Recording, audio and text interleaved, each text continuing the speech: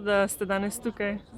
Ja, jaz podpiram dr. Igorja Šoltesa, podpiram stranko Verjamem, zato ker verjamem v boljšo prihodnost te Slovenije.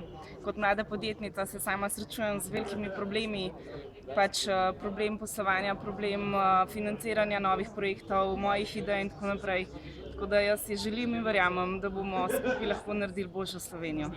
Boste kandidirali za poslanko?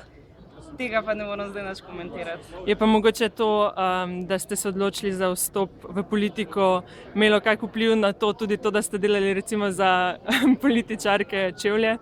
Ne, to nima veze. V bistvu sem bila vedno politično neopredeljena, ampak ravno zaradi tega, ker se v Sloveniji čisto nič ne premakne, ker sama delam v tem okolju in se soočam z velikimi problemi, sem se odločila, da probam svoje nekako probleme izpostaviti in jih probati rešiti, ampak seveda v Sloveniji brez tega, da politika nekaj naredi, se žal ne da. Pa mislite, da bo to kaj vplivalo na vaš biznis? V bistvu bom tako povedala, jaz mislim, da ne, upam, da ne, oziroma želim si, da bo zaradi tega posledično posel tudi vsem drugim malim in mladim podjetnikom boljše in lažje šlo v tej državi.